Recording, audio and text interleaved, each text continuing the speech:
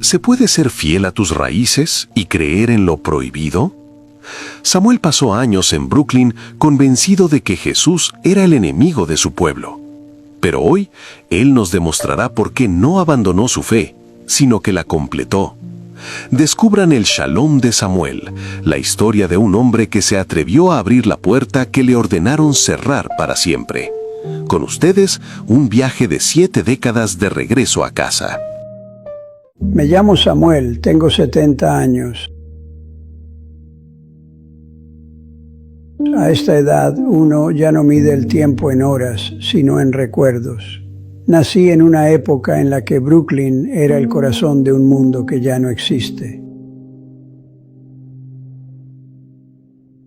Mi infancia fue un campo de batalla silencioso entre dos fuerzas espirituales. Por un lado estaba mi padre. Él era la definición de la roca, un hombre de la vieja guardia, descendiente de una estirpe de judíos ortodoxos que sobrevivieron a todo lo que el siglo XX les lanzó. Para él, la fe era una ley de hierro, una estructura que te mantenía erguido pero que rara vez te dejaba respirar. Por otro lado estaba mi madre. Ella era un misterio hermoso. Era la 6ª hija de una familia siciliana católica que, por amor a mi padre y por una convicción que nunca terminé de entender, se convirtió al judaísmo. Ella trajo a nuestra casa el fuego del Mediterráneo, pero en su mirada, a veces, yo veía una sombra de algo que ella había dejado atrás. Crecí entre esas dos mesas. En una, el rigor del Shabbat, el cumplimiento estricto, el peso de milenios de tradición. En la otra, una calidez que rozaba lo prohibido. Mi vida fue una contradicción constante. Durante décadas, mi solución fue protegerme con una capa de cinismo intelectual. Me decía a mí mismo, Samuel, no tomes partido. Al final de la jornada, cuando la luz se apague para todos, descubriremos quién tenía la razón. Mientras tanto, vive tu vida. Pero el problema es que, cuando llegas a los 70, te das cuenta de que el final de la jornada ya no es una idea abstracta, sino una realidad que golpea a tu puerta. Escapé de la religión a través del arte. Me convertí en músico. Estudié en las mejores academias de Manhattan, rodeado de genios y de egos. Creía que la armonía de una sinfonía de Mahler o la complejidad de una pieza de jazz eran suficientes para alimentar mi alma. Durante 40 años mi Dios fue el piano. Me sentía seguro en mi identidad como judío secular, orgulloso de mi sangre, de mi historia, de las cicatrices de mi pueblo, pero totalmente desconectado del Dios que supuestamente nos eligió. Sin embargo, a medida que los años pasaban, la música empezó a sonar vacía, no porque perdiera su belleza, sino porque mis preguntas se volvieron más grandes que las notas.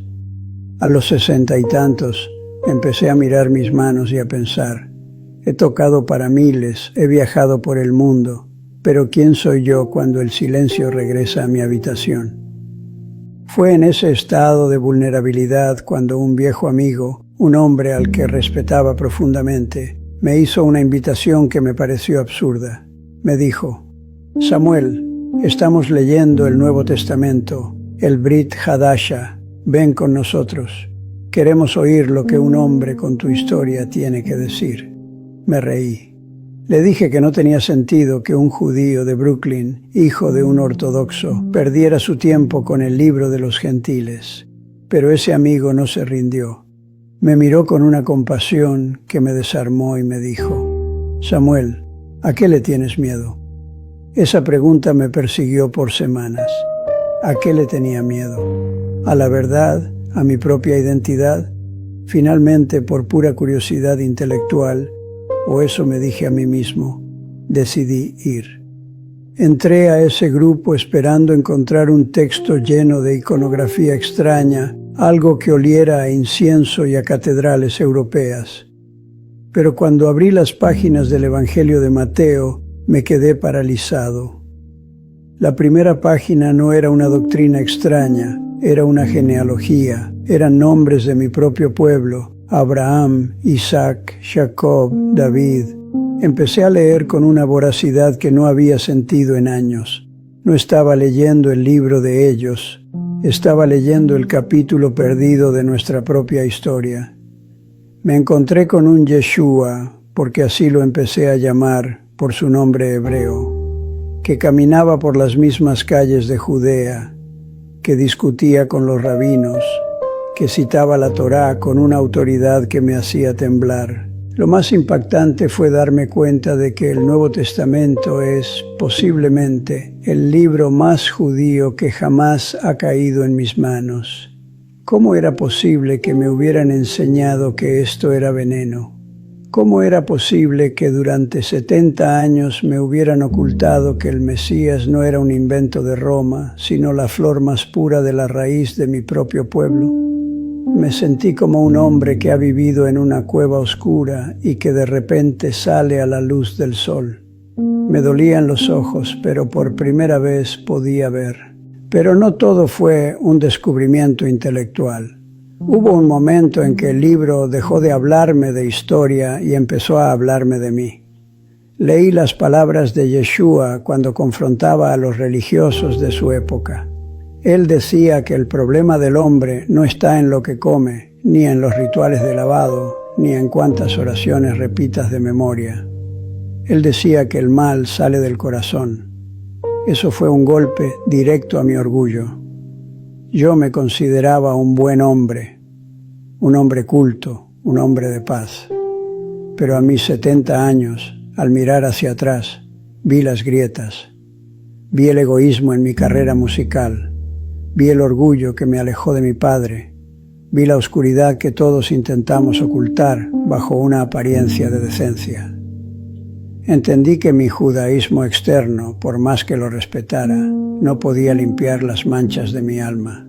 Yeshua dijo: yo he venido para que tengan vida y para que la tengan en abundancia. Yo tenía 70 años y me di cuenta de que nunca había tenido esa vida abundante. Tenía existencia, tenía carrera, tenía familia, pero mi espíritu estaba seco. Entendí que el problema del mal en el mundo no es un problema de sistemas políticos o de falta de educación, es un problema del corazón humano, y entendí que solo aquel que creó el corazón tiene el poder de sanarlo. En esa pequeña sala de estudio, rodeado de gente sencilla, doblé mis rodillas por primera vez en décadas, no para pedir por mi salud o por dinero, sino para pedir que ese Yeshua, mi Mesías, tomara mi corazón cansado y me diera una vida nueva.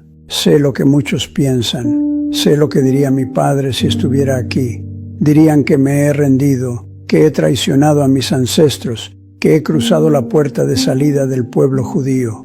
Pero escúchenme bien, porque esto es lo más importante que he aprendido en 7 décadas de vida. Yeshua de Nazaret no es la puerta de salida, Él es la puerta de entrada. Él no me alejó de mi identidad judía, me devolvió a ella. Ahora entiendo la Torá con una claridad que nunca tuve. Ahora entiendo las promesas de los profetas no como sueños antiguos, sino como realidades presentes. El Dios de Abraham, Isaac y Jacob ya no es una figura de piedra en un libro de historia. Es un Dios vivo que tiene una relación bidireccional conmigo. A mis 70 años, muchos se preparan para el silencio final. Yo, por el contrario, siento que apenas estoy comenzando a escuchar la verdadera música.